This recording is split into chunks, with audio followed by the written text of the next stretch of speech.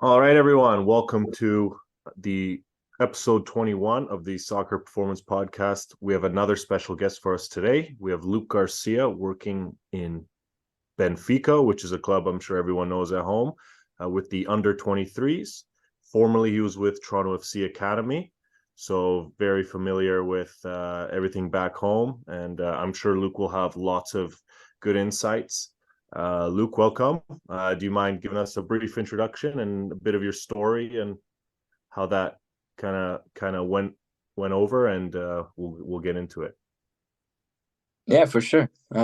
Thanks, Mario. Thanks, Juan, for having me. It's a pleasure to be on here, and hello to anyone who's out there listening. It's a really good incentive what you guys got going on here for just the youth football and anyone who wants to know more what's going on in our world. But yeah, just a brief introduction about myself is I'm I am Canadian. I'm Canadian Portuguese. I was born in Toronto. Um, Grew up there for 3 years, so didn't really grow up there. And when I was 3 years old, family and we moved to Portugal. So that was just to the south of Portugal, the Algarve, beautiful spot. Grew up there for 8 years. 8 years in the Algarve. Then we did 7 years up in Lisbon, just off the west coast. That's a little town called Cascais. Again, really beautiful spot. I'm very fortunate in that sense. And yeah, another 7 years there. So that was a total of 15 years in Portugal growing up here. And then we did, I did my whole school system here, went to an international school. So there's a lot of speaking English, but also playing football within Portuguese clubs. So that was also in academy systems. So that was my experience of being immersed in the Portuguese culture. So I feel a strong connection to the Portugal football world. It's a big part of me. But after those 15 years, went on to do my sports science degree in Southampton. That's Southampton Solent University. It was a solid 3 years there. Fantastic time. Fast forward to then, decided to move on to Canada, give Canada a shot because it's a place I'd always go back to visit family. I didn't really grow up there. I had a kind of urge to experience it, so it was I thought it was a good time to head back to Canada. And fast forward, I did 5 years in Toronto, and after those 5 years, now moved back to Portugal. That's kind of it in a nutshell. It doesn't really go into detail what I did within those years, but I can tell you there's a lot of football and a lot of sports science towards the end of up till now, which I'm still very much doing, and the football that hasn't stopped. So 27 years old now. It feels like it's been 27 years of football and just pure luck, just doing what I love every day, really. Awesome. Awesome. Yeah. So, and then, so obviously, played the game, loved the game. And then, so got into Toronto FC, working the academy before Benfica. First, Juan and I would like to go into kind of time at Toronto FC and a bit of stuff, kind of things out there. And then we'd like to kind of contrast what you see in terms of youth development in Portugal and stuff like that. So For sure. yeah, so in Toronto FC, can you tell us a bit about your role there? A little bit more. Yeah, so in Toronto, I actually started as an intern. So I might give you a little background story into how I ended up there. Just I think it'll lead nicely in there. But I was actually in my second year of university. I just had finished my second year of university, or was finishing. I was towards the end. It was around March time, and I was getting ready for my last year of uni, where we had to do our dissertation. I was just looking up on some topics, and I always had a interest in sideline warm ups. Might have a bit of a say to my football career why I might be interested in sideline warm ups. But it was I was looking at the differences between a watt bike warm up, a plyometric warm up versus a standard warm up in football on the sideline on football performance, where I just did some physical tests and doing some research. I found this someone at Leicester had done this exact pretty much warm up and with some performance tests. So I reached out to him and just, hey, my name's Luke. This is what I'm doing. I kind of want to get some insight into your findings on this topic. Anyways, fast forward, I reached out to this man who's Tom Williams, and Tom had worked at Leicester. Turned out he was working at Toronto. He had just moved to Toronto FC with the first name, became the head of strength and conditioning there. And I used to go to Toronto every summer, just to make money, work in construction. That's what us Portuguese do before heading back, so I could afford my last year of university. But Tom had messaged me back and says, hey, Luke, if you're going to be in Toronto in the summer, let's meet up. Blah, blah. Fast forward, I was there in the summer, met up with Tom. We had a good chat. And it just became a thing where he was like, Luke, go off to your last year of university, finish up, and let's see if we can get you in for like a 2-week internship or something at Toronto FC's academy. So off I went, finished my last year, and then came into, September 2017, joined into the academy, did a couple of weeks there with the second team, bit of work with the academy. It was a lot of just running around, just a lot of observations, just trying to help out in the gym, filling up water bottles on the field. And it was actually my first proper experience in a football, I'm going to call it football, although we're talking about soccer here, academy environment, because previous to that, I've just worked I was at a cricket club. I was with some high performance athletes from track and field, some Olympic athletes in England. So working with football athletes specific was very new to me. So that was my first experience there. So anyways, those 2 weeks turned into 5 months. It just got extended. And that was the season where Toronto FC won the MLS. So it's just a great time to be around Toronto and just to get an insight into their sports science team. And it was, at the time, Jim Liston was the head of sport, the director of sports science, sorry. Tom Williams being the head of sports science, and they're my mentors there. And they gave me quite a good chunk of experience, just like throwing me in the deep end, getting me to present all the time, putting me in front of teams, and getting to present to the academy coaches constantly on warm-ups, on physical testing, building reports, showing the work that we're doing, everything that we're collecting, implementing it, why we're implementing it, how we're implementing it. It was a real growing experience for me. And that was very early on in my career.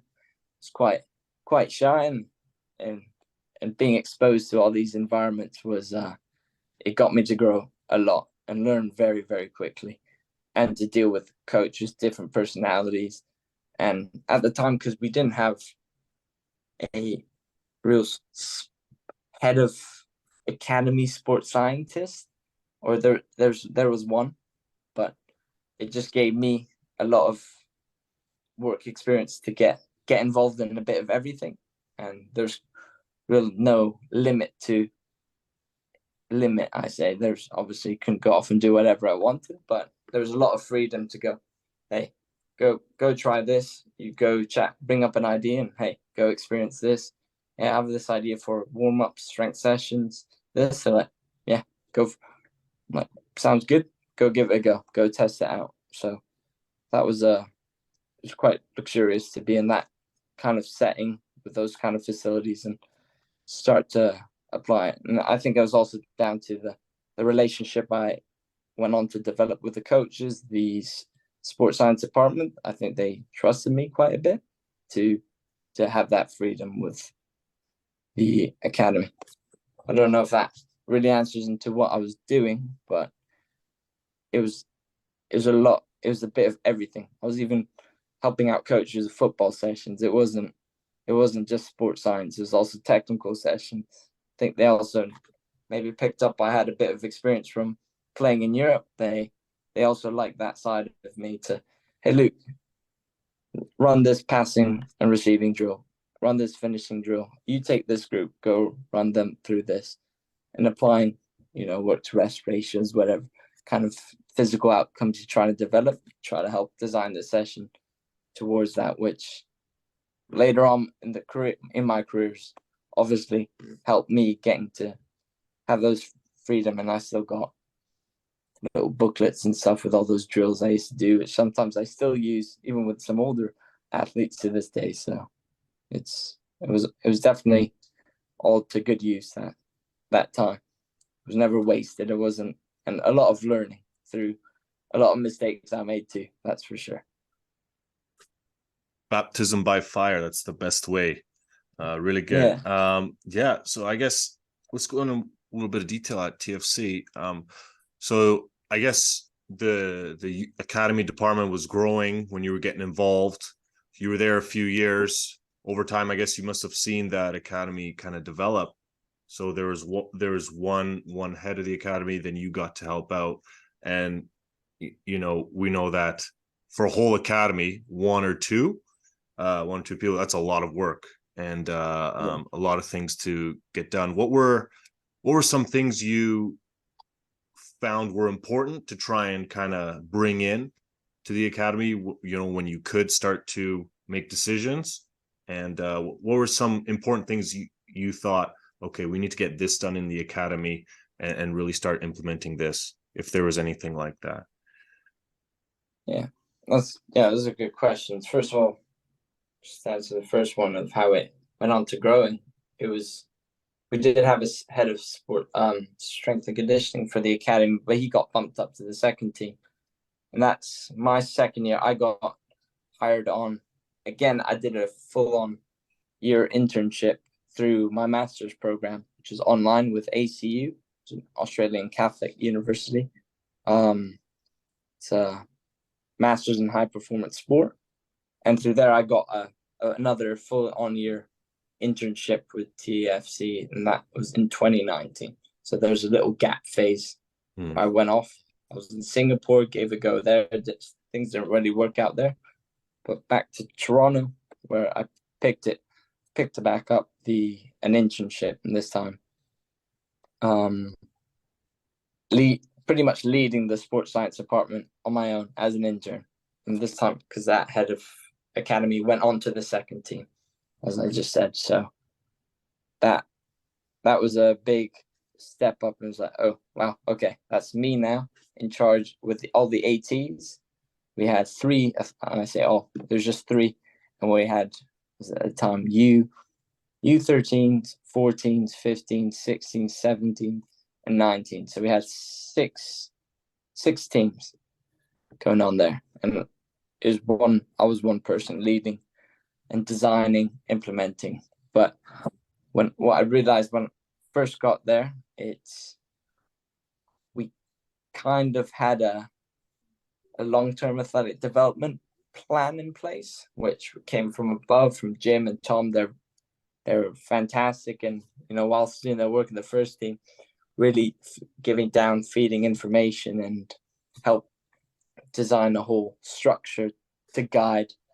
So those down there, the few of us could actually implement it. But I felt what was really important is, okay, I'm in here, I'm in this situation. After a few weeks of just observing, it was very clear to me that we've got a structure, but no one really knows how to implement it just because of the chaos that's going on. So in my eyes, I had to simplify it.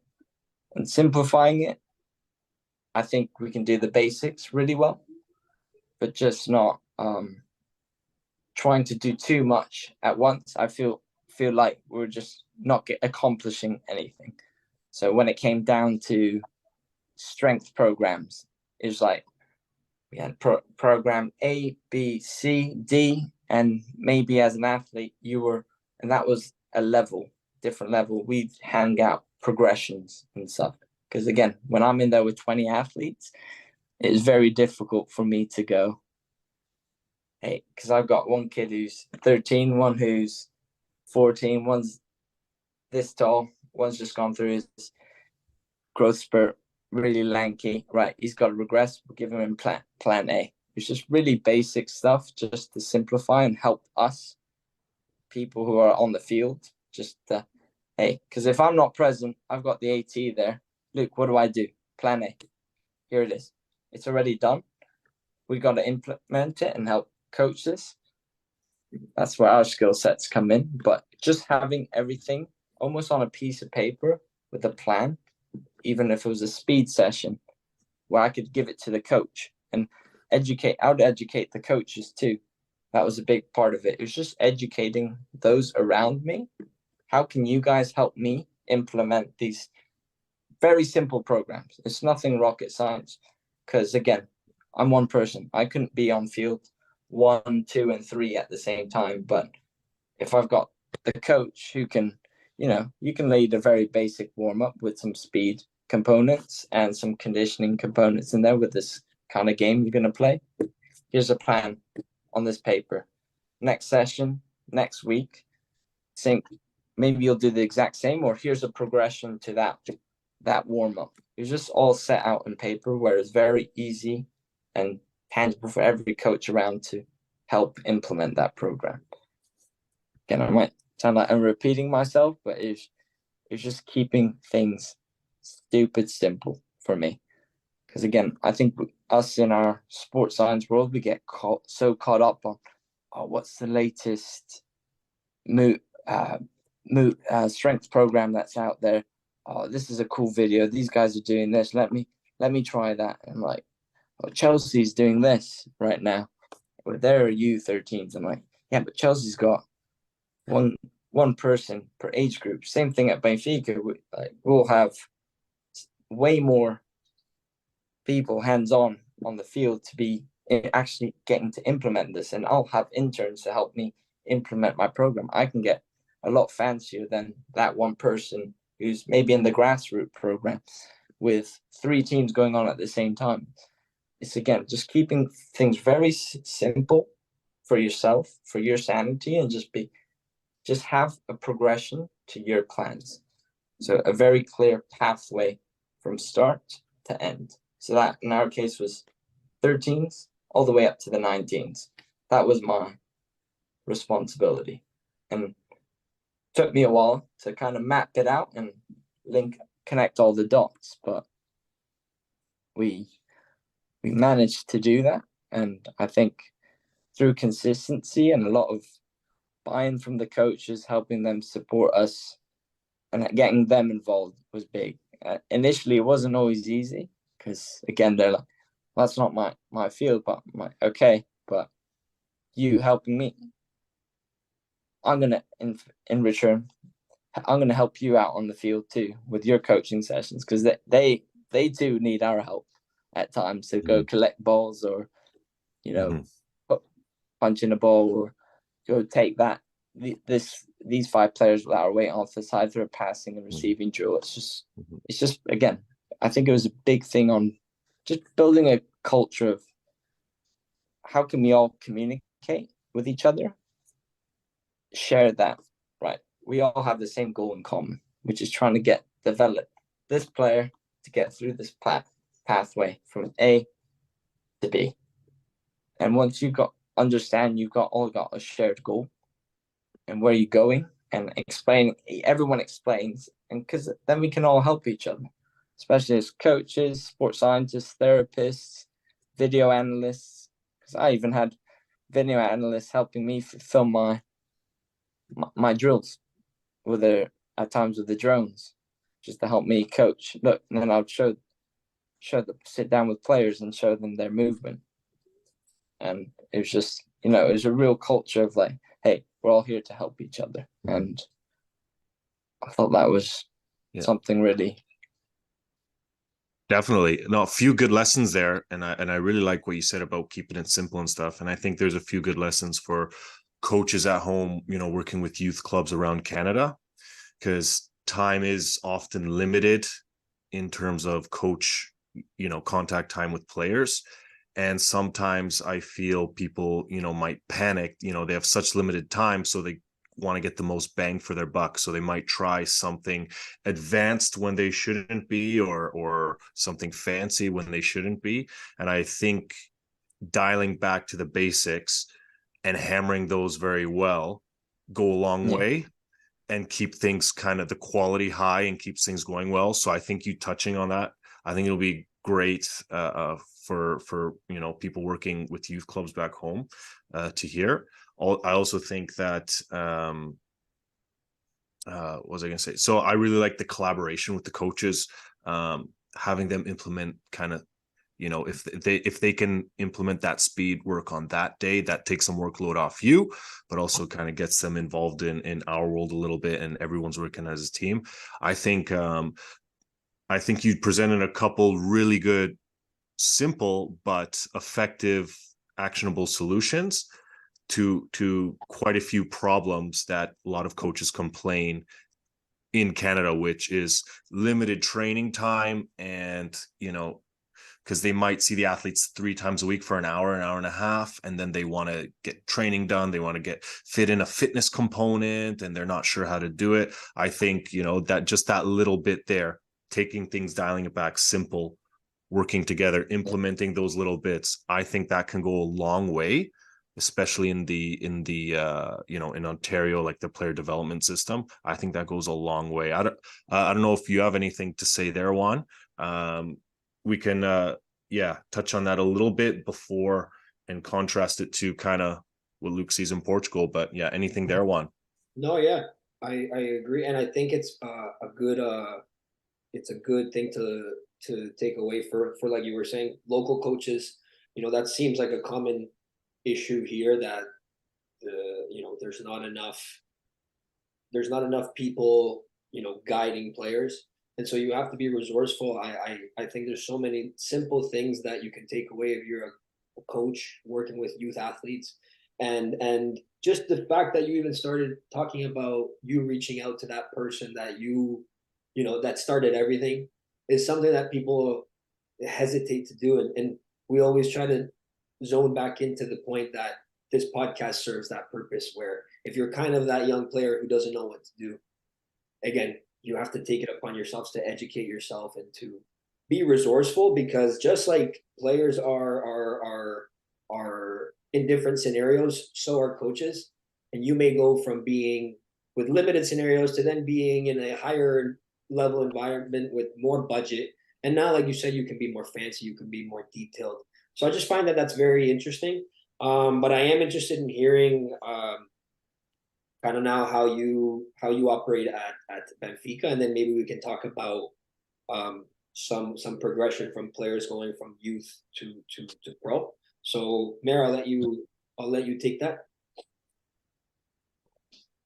Yeah, so Luke, so before you were with the academy, and then now you're with under 23, so a little bit of a different game. You know, prepping guys for first team, but that's a bigger beast, because there's the second team, there's the first team. Kind of, you don't mind going into going into how your role evolved, and maybe about how more detailed now you can be, where you know how much more resourceful you're able to be at that in that environment, right? Sorry, Luke, if you just briefly touch upon how you came about going from TFC to Benfica quickly, just to give some context to your story. For sure. So actually, yes, I'm at a U23 level here in Benfica currently, but the last 2 years at Toronto FC, I was actually with the U23s at Toronto FC. That's Toronto FC2, for those of you who don't know. So is there who were playing in the MLS next pro league, and the year before that we were in the USL League One, which was very much a professional environment. Although you're playing, it's young professionals, but we very much treated it as a professional team. You're a paid athlete, you have your contract, you get player movement going up to the first team. You're very much dependent on first team, whether that's player movement as well. If they get call-ups on the day, it's very much, you're very reactive, and they're in how do you say, just there to support the first team. So that was my last 2 years at Toronto FC too, which very much helped me with the transition phase to come here to Portugal. So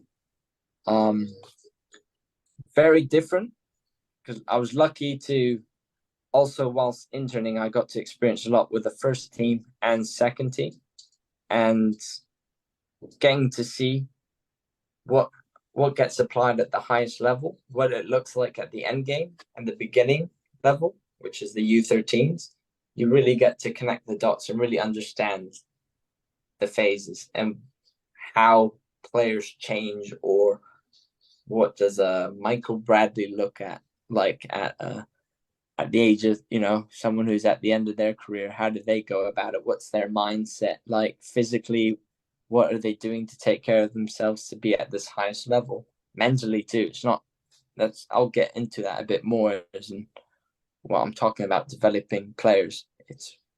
We're always talking about the physical, but the mental is a huge component to, and I'm a big believer in that when it comes to developing players. But just to get into how I came about here, this experience. There's position came up in Benfica. I just decided to throw my resume in and just give it a go. I was like, look, they're looking for someone who speaks Portuguese, English too, got skill sets of working with U23 athletes, who's been in a professional football environment for 3 to 5 years, got these qualifications and whatnot. And I was like, no, I feel like I fit this role. I feel like that's me, actually. Like, I could very much envision myself in that position. And being a young kid growing up in Portugal, I was always a huge Benfica fan. So, one day I once wanted to play for them, and just, lucky now to just get to wear the staff kit and be a part of this club is huge. It's you don't realize how big Benfica is until you're actually in it. It's quite a privilege to be here. Yeah, applied, went through the interview process here at the time. Nick Chad, he was the head of sports science. He's actually just left. He's now with Chelsea's first team, so he just got hired over there.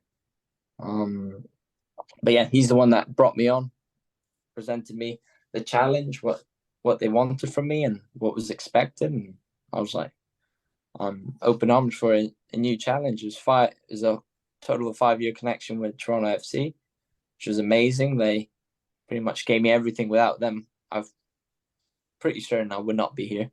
So it was, but it was just the right timing to take that next step into my career, come back to Portugal, and join, in my opinion, the best academy in the world right now. So to get to see what they do at this level inside it's again, can't be sharing all these secrets here, but it's very interesting to be in there, part of it on a day-to-day basis, to work with these coaches, technical directors, just the whole organization. It's a very, very big operation, and just comparing it to or MLS or even Toronto makes Toronto feel like a very small club.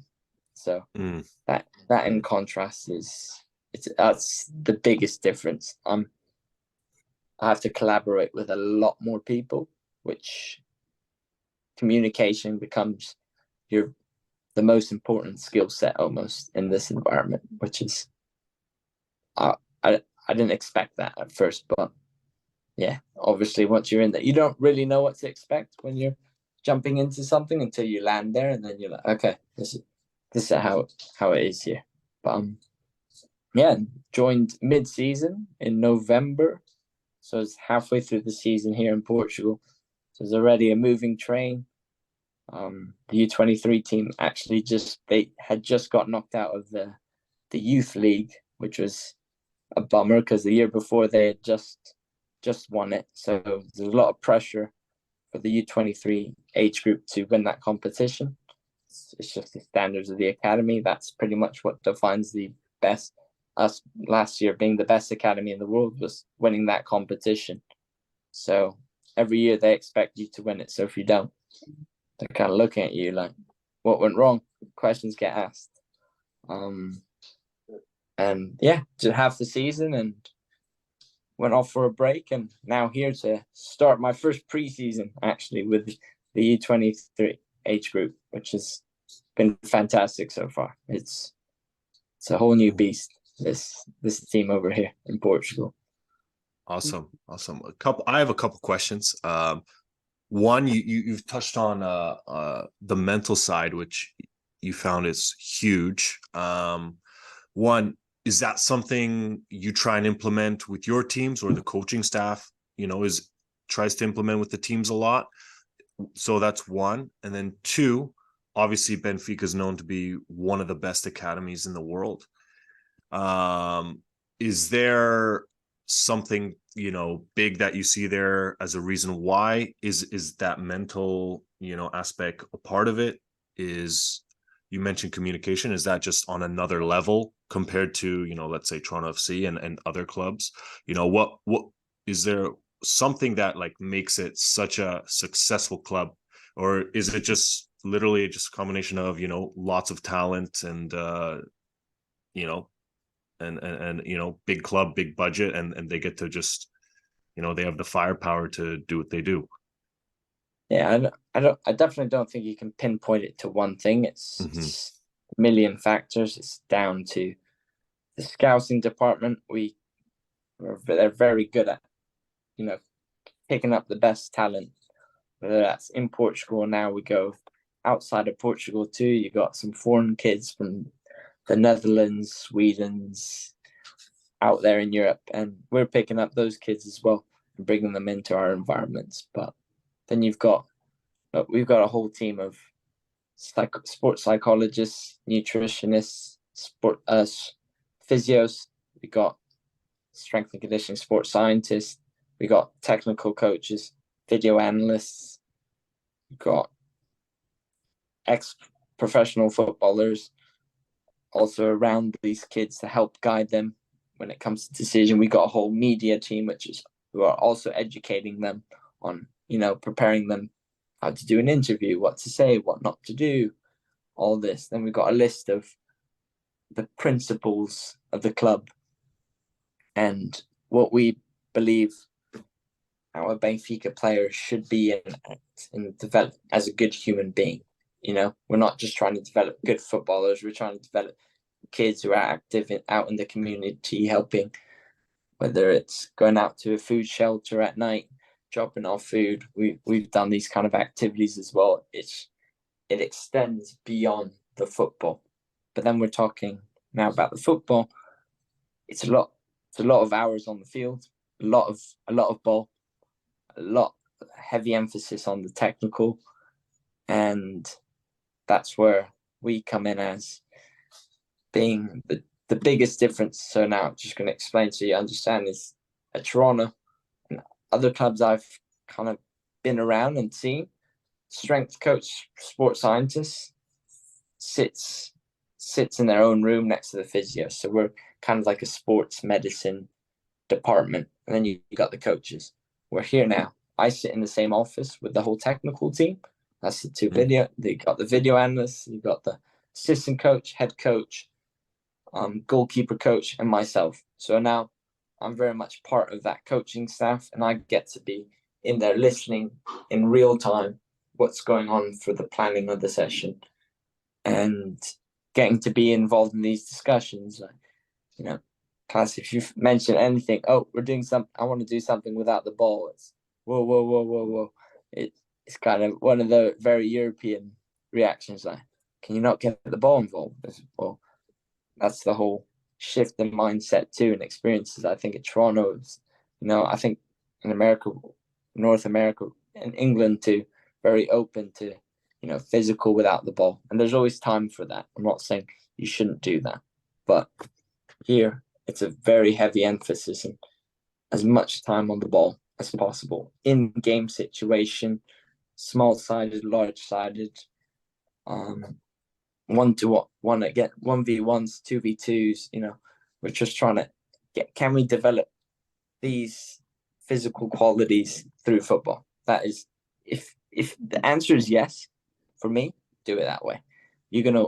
Those relationships you'll build with the coaches are going way better than you getting your run in, and they might never let you get a run in again because you made the kids sore the next day, and it can be touchy at times. It can be a lot of resistance towards that, and it might be a bit old school, but also see the point too, because you're at the academy, you're at a football academy, you're not at a athletics academy or trying to, so as much as possible, you're trying to develop footballers. But can we do it as much as possible with the ball? And that's very much more of my belief as well. Although there is a time to do more analytical work of, hey, we're going to do 5 reps of mass runs right now, or 6. However, you have to make it in this time, this much rest, non-negotiables here. It is what it is. I'm not going to say we're not going to do that kind of work.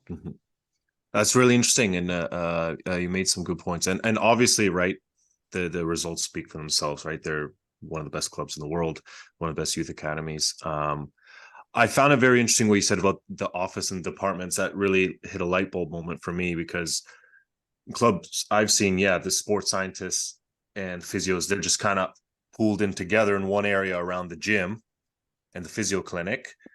But actually, when Luka, we had as a guest here, he was the under-19s sports scientist for Dinamo Zagreb, and I was lucky enough to spend 2 weeks there and see. And I remember, I don't remember seeing any sort of sports science office, but his desk or his office, whatever, he was with the under-19 coaching staff, under-18. They're all together, all working on the plan together in the system, and they also have a very successful system. So that gave me a light bulb moment, and I found that very interesting, and I definitely think that's a more optimal way. And especially in, I feel a lot of sports scientists complain about that lack of communication. Well, I think that just kind of breaks down a big barrier. Just that little logistical fix would make a big difference. I think that's huge. 100%. Yeah. But then there's the other side to it is, now being a bit further away from the physio, you got to find a midterm where, okay, how can I keep that good communication? Because before at Toronto, me and the physio, like, our communication was phenomenal. But then I go to the coach's office, and then they had just changed the plan, or I'm coming up with information to change their plan, and they're already going, or maybe I already knew this information. If I was sitting in the office, I could have avoided them chatting about this exercise for 30 minutes or so, which does happen at times. Trying to figure out, and you're like, actually, this player can't do that, or shouldn't do that. Better way to put it. So it's, again, if I'm in tune with the physio as often as possible, it's being very communicated. Hey, just heads up, this player, looking at the wellness questionnaires, just sharing it with as many people in the department as possible. Just think, hey, just keep tabs on this player. Probably shouldn't do this. Let's limit him on high-speed running today, or XLT cells, or a finishing drill. Very quickly, me sitting in the office, I just can go, hey, coach, I think this player and so. And this is where if your football knowledge might come in handy at times, and that's why I think football is a very old school sport, and that's why I think they do appreciate when especially coaches, when the fitness coach or sports scientist has that football knowledge, because coming up with solutions to the problem, not just calling up the problem, because I can't think of anything more annoying than just bringing up a problem and not solving it. Like, yeah, it's just come up with your problem. Okay, so and so shouldn't do this, but hey, can he be a neutral? Can he be out on the outside? Can he do every other rep? Can he? How about so and so? He needs to do some extra top ups instead of doing the top ups with me. Can he do jumping twice over here, maybe, just so we get that? If you map it out and word it that way, you're finding solutions to the problems that we're essentially bringing up to them, that they do exist. It's going to happen all the time, and they're not always. You're not always going to solve their problem. They will be upset at you sometimes, and I don't think it's always personal. It's just is what it is. They have an idea in their head and they want it to execute it, and this happens everywhere, not just here. It's again everywhere, and I've experienced that many times. But again, we're all working towards the same goal: weekend player availability, and especially if that player is your top goal scorer or that kid who's always assisting, and he should be on the field, because usually when your best 11's on the field, you're most likely to win those games, especially at the professional level. And there's plenty of evidence out there on that. So again, we're all trying to work in that same direction. And hey, solutions. That's all I say. Bring up problems, but get ready to have 2 or 3 solutions behind that, as many as possible, because you might not like option A, you might like B or C. You might not like it straight away. Give him a minute and he'll come back. And sometimes they have even better solutions. That's what I've learned as well. I like your idea a lot more than mine. But stick with that one. Like, again, just being open to anything, because it could come from the goalkeeper coach who has a good idea too, or the analyst. Like, again, it's a cool thing about being in that room with everyone, different perspectives and experiences, really. Juan, any questions about that? Yeah, no, I think I just hope that people caught the point of how valuable just technical experience is, regardless of what your role is in the club, because I think there's a lot of misconception that you need to be a professional player to then move on to coaching or hand it down like that. But I think obviously the other extreme is also not in your advantage, because like you said, if you're a strength coach or a fitness coach and you can't relate those qualities on the field, you're going to have a hard time and you're going to lose in terms of competition versus those trainers that have that experience. And so, at the end of the day, you're not playing at a professional level, but you're still active and you still maintain yourself relevant, that you can. And I think it also shows to the players a little bit of buy-in, because it shows that you know what you're talking about. So I think I know that there's a lot of trainers or coaches, and nowadays a lot of people trying to do independent work where you don't necessarily need to just classify yourself in a specific box. If you're more well-rounded, and the more well-rounded you are, I think you're a testament of that from your life experiences, putting you in a lot of situations that you have to adapt, and then keep it active on the ball. I think it just shows that that's what modern coaching, in my opinion, is going to. You need to know nutrition. You don't need to be a nutritionist, but you need to have knowledge about it. You need to have technical ability on the ball. I just, for me, and I think you guys can agree, it's common sense. But I think that North American coaching goes a lot to the extreme of just, let's say, theory-based and just physical work.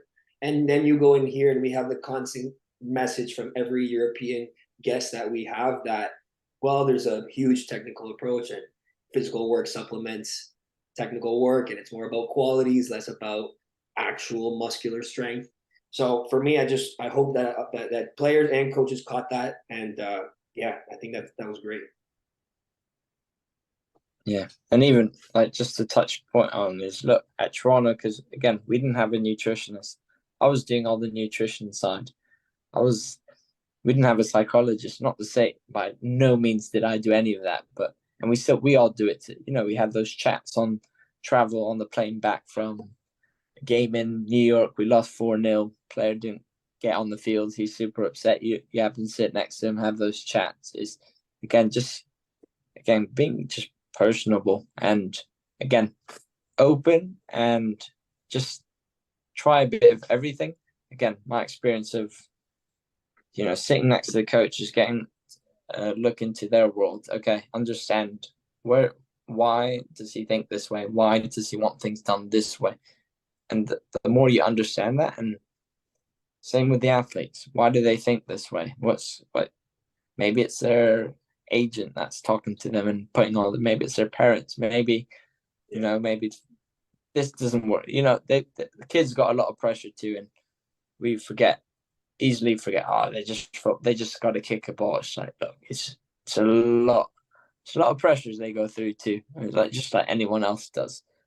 Even us at times, we don't always show up in our best moods. But again, for me, it's all about the human side of it, and that's where I heavily, I think, put emphasis on is my relationships with everyone around me. It's just creating a culture of trust and, hey, we all be open here, and just like, again, call me out if don't worry, just make sure it's not too nasty, don't call me out in front of everyone like that, but pull me aside, just have a chat with me, and I'm very receptive and very open to changing my mind. Look, other players come up to me, and we got the most important lift of the week, and players would come up to me before, Luke, my parents have just flown in, they're leaving in the evening, can I do the gym session before training, or can I just leave? Or they sometimes just ask me, I'm like, hey, can we do the gym session before? Just do the bait, but then you go have lunch with your parents and stuff. Because again, I've lived away from my family. I'm sure, Mario, you're experiencing that now. And those moments too, to uplift it. And again, because I've given a bit to them, hey, they go off and do that. The next time I ask for something from there, and say, hey, I'm going to give you this, but you're going to owe me next time you come here. Remember when I asked you to do it, and they'll happily do it, because again, it's all that the human side of it. It's just building those relationships, I feel, in these environments. No matter where you go, it's the same everywhere. Doesn't matter what level, the grassroots to, I believe, the A team of Benfica, wherever it's heavily. I think we should heavily invest on that side to keep moving forward with and just developing a good culture within your team. And that's what I believe winning teams are made out of. No, it's really good. I think you highlighted a very understated, let's say underrated quality of, successful environments, regardless of where, they have that communication, trust, and respect, between all those involved. And I think many underrate that. Before we finish up, we've covered a lot of different topics. Juan, any final questions for Luke? If not, we'll just kind of sum up and not take much more of his time.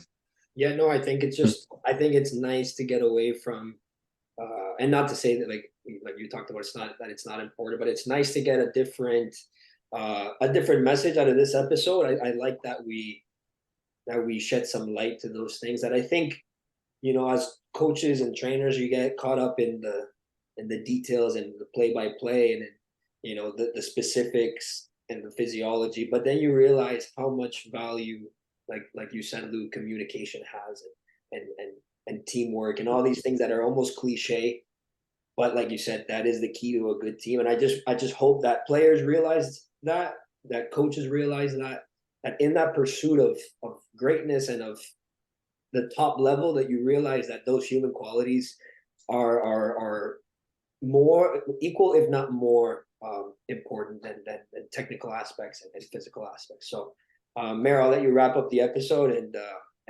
yeah, Luke, that was awesome. Yeah, cool. Yeah, thank you, Luke. Usually we, I like to ask a question like, any advice for players, young players at home. I think that one there might be a really good one. But anything else to add? And other than that, yeah, it was. Thank you for coming on. It was a pleasure, and I think those at home will take home a few gems.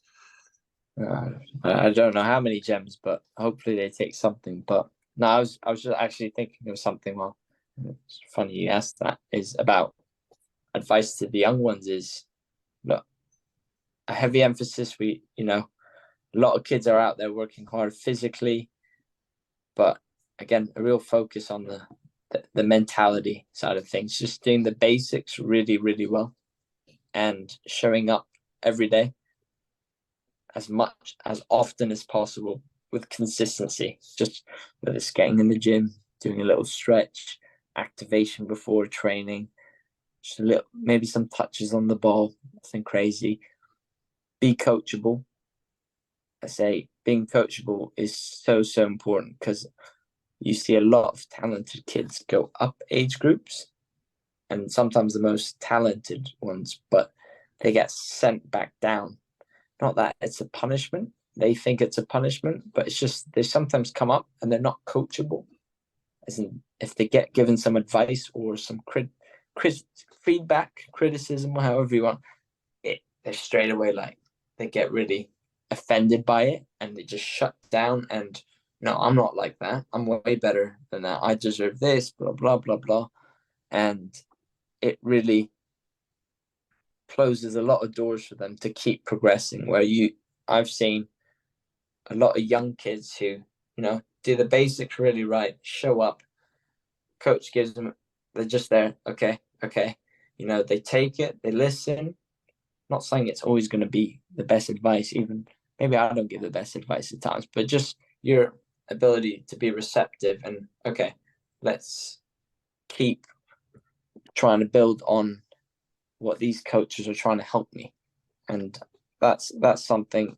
It's a growth mindset. It's just, and same for us coaches too. It goes for anyone. It's not just a player, but especially young athletes. Just do the basics really, really well, and be coachable, and just don't be afraid of criticism, because you're always going to get criticized. We get criticized every day, I'm sure, on how we go about things, or how I did my warm up. I hear it from the players every single morning, and guess what? Sometimes I change things because of that, because sometimes they're right. Maybe like, hey, Luke, next time why don't you do this instead of this? I think that would be way more fun. I'm like, sometimes I'll pretend I ignore it, but I'm actually like, damn it, that was a really good idea.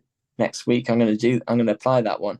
And I do it. You see the smile on their face, they get some good banter out of it. But the whole point is just, again, basics really well, growth mindset, communicate, and try to do it with a smile as often as possible, because in my opinion, what I do is the best job in the world. What the kids are doing playing football, it's the best thing in the world too. And as many people smiling and just happy doing what they're doing, I think you naturally just develop a really good environment to work, healthy environment to work in. And I think the chances for success are a lot higher in that kind of situation. Awesome, fantastic. And I think that's the perfect note to finish the episode. If you can take home. So yeah, Luke, thank you very much. It was a pleasure to have you. All right, thank you. And yeah, Juan. No, again, man, thank you so much. I'm sure that we'll try to steal another hour for you in the future. And all the best with your preseason. Enjoy it. Like you said, we're lucky to make a living out of playing football, coaching football. So all the best. Enjoy your time, and thanks again, man. Hey guys, I appreciate that. Thanks a lot. Keep doing what you guys are doing. Keep sharing. It's good. It's good for the community. Like it. Appreciate it. All right, boys. Ending now. Guys.